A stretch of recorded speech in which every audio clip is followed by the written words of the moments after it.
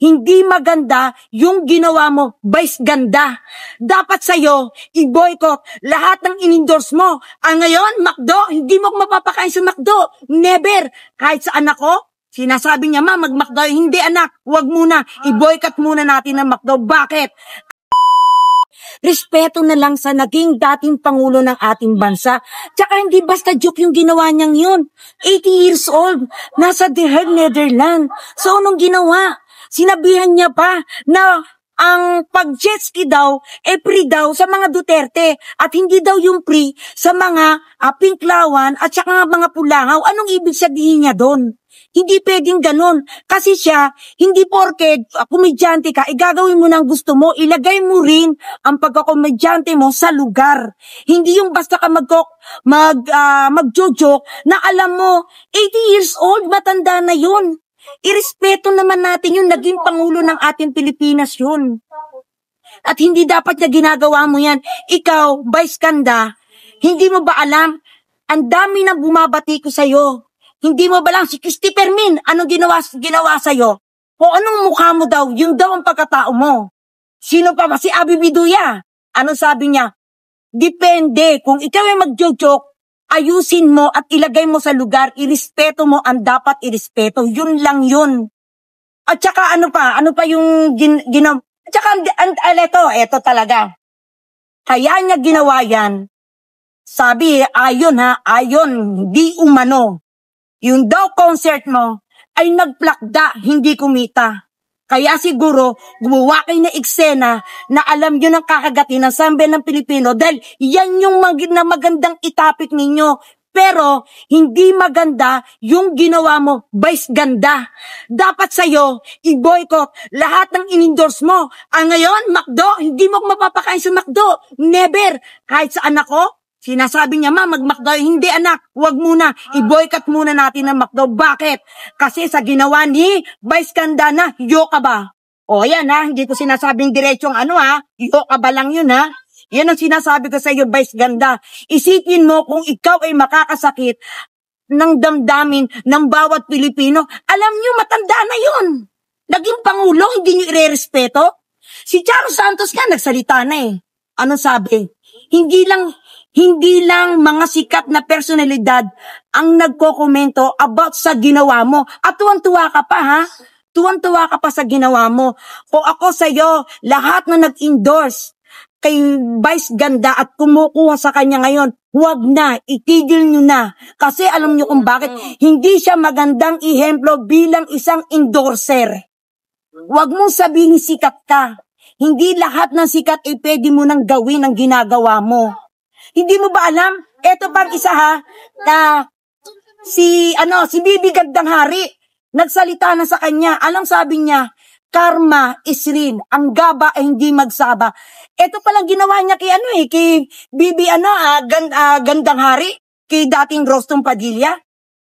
Nag-aaral na mag-model si Bibi Gandang Hari sa Amerika. Anong sabi ni Vice Ganda? Bakit pa raw magmo-modeling si Bibi Gandang Hari, matanda na naman daw.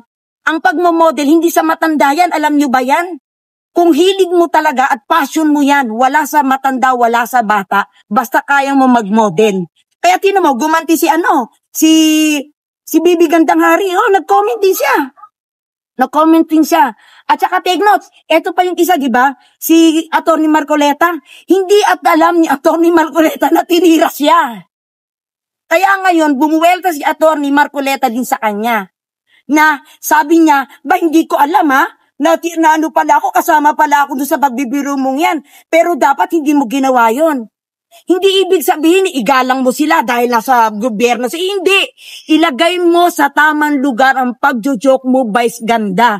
Sana maging aral na sa'yo yung ginawa mo. Dahil lahat, kagaya niyan, yung concert na ginawa mo, sa concert, hindi lang naman ikaw napahiya. Kung sino yung nag-invite sa'yo at kung sino ang nag-produce ng concert na yon, nakakahiya.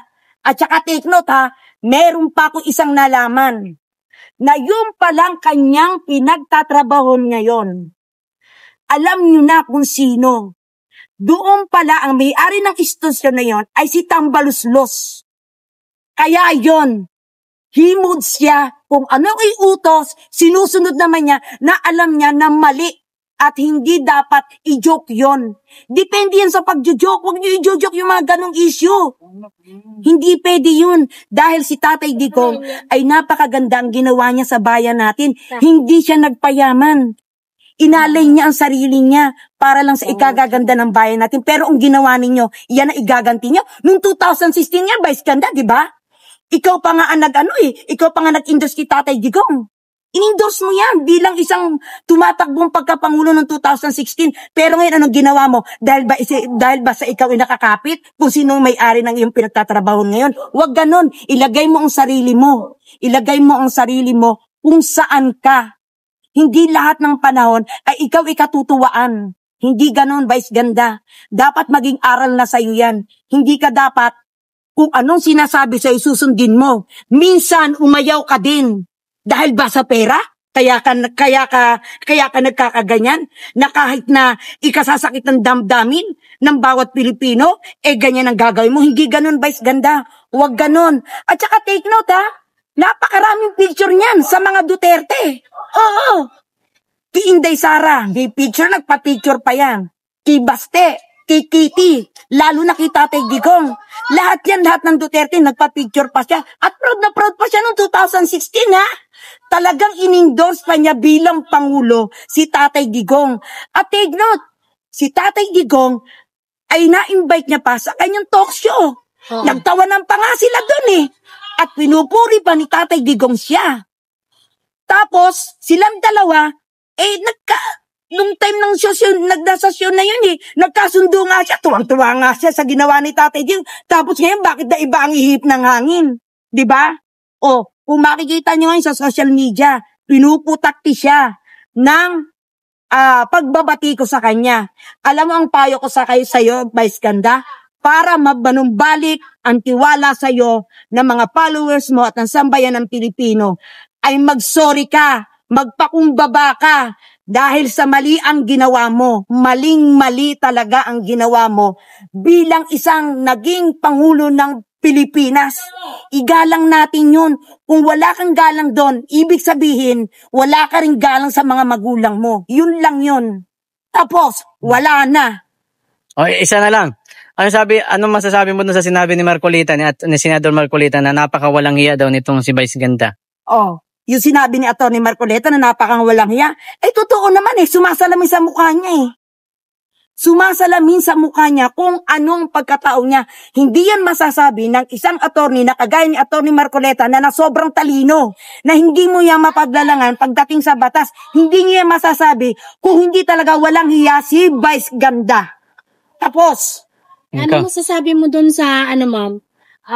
Di ba binabatikos niya si Duterte about dun sa West Philippine Sea. Pero itong mga products na ini-endorse ni Vice Ganda ay made in China. So, yung sinasabi na si Tatay Digong binabatikos niya about sa jet ski, tapos yung kanyang ini-endorse made in China, hindi yun maganda. Kung ako doon sa kumukuha sa kanya na nag-i-endorse sa kanya, tanggalin na talaga siya, i-wash out na, wag na siyang i-endorse, kasi hindi siya magandang ihemplo bilang isang modelo na nag-i-endorse na isang produkto, lalo na't galing China, na siya mismo gumagamit. Tapos magbibiro siya about sa jet ski, hindi maganda yun. Hindi maganda yun. One word for Vice Ganda. One more para kay Vice Ganda. Ang payo ko sa iyo, Vice Ganda, walang problema kasi sikat ka, kilala ka, at ikaw standing komedyante. Ikaw, bago ka kumuha at magbitaw ng isang salita, lalo na't joke, isipin mo mabuti kung nakakaganda ba at kung katanggap-tanggap yan ang lipunan. Yun lang. Vice Ganda, mag-sorry ka, matatapos ang lahat.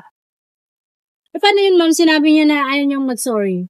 Kung ayaw niya mag-sorry, ibig sabihin nun, tinatanggap niya na siya talagang walang kwentang endorser. Yun lang yun. Pag ayaw niya mag-sorry, ibig sabihin, tinatanggap ni Vice Ganda na wala siyang kwentang endorser. Wala yun.